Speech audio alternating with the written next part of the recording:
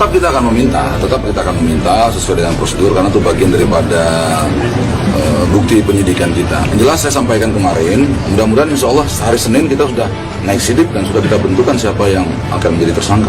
Di sini menemukan ada atau tidaknya peristiwa pidana seperti yang dilaporkan oleh Satgas. Dari hasil keterangan saksi-saksi dan bukti-bukti yang ada sementara ini, perkara ini masuk kategori tindak pidana sesuai dengan pasal yang ditersangkakan. Polresta Bogor Kota Komisaris Besar Polisi Henry Fusser mengatakan pihaknya tetap menindaklanjuti laporan dari Satgas COVID-19 Kota Bogor terhadap Rumah Sakit Ummi sebab laporan yang diajukan pada Sabtu 28/11 itu adalah pidana murni bukan delik aduan. Luar biasa ya. Oh, nggak bisa dicabut, ini bukan delik aduan tapi pidana murni. Kalau pidana murni nggak mungkin bisa dicabut, ujar Henry kepada wartawan di Mako Polresta Bogor Kota Senin 30 November. Apalagi lanjutnya dalam kasus ini yang melaporkan kasus ini bukan atas nama pribadi Ketua Satgas COVID-19 Kota Bogor Bima Arya Sugiarto, melainkan atas nama Satgas yang merupakan pemerintah, sehingga Bima Arya yang juga wali kota Bogor tidak bisa mencabut laporan tersebut.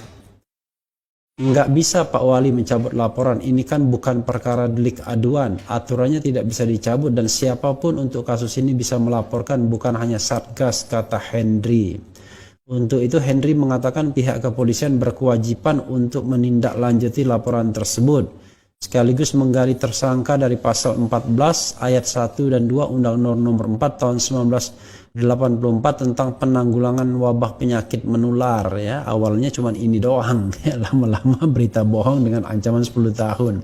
Artinya proses tetap lanjut ucapnya. Padahal kalau cuma undang-undang ini ya ancamannya tidak besar, cuma 1 tahun saja kurang lebih.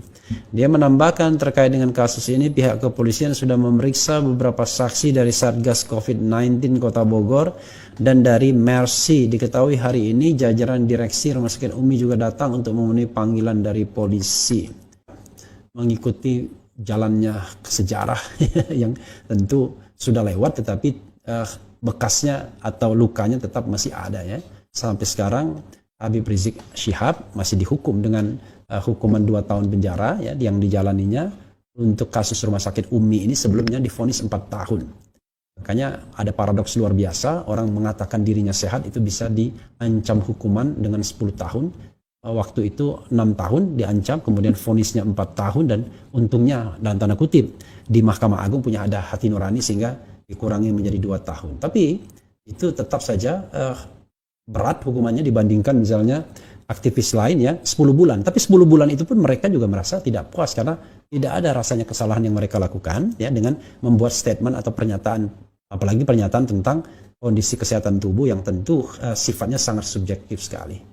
Kalau saya ditanya badan saya sehat atau enggak, ya bisa iya bisa tidak karena ini kok agak sakit-sakit pegel ya. Mungkin kalau diperiksa mungkin ada kolesterol dan lain sebagainya. Tapi kalau saya mengatakan saya sehat-sehat saja nggak salah juga ya kan. Tidak mungkin saya kemudian dianggap menyebarkan berita bohong saat ini misalnya.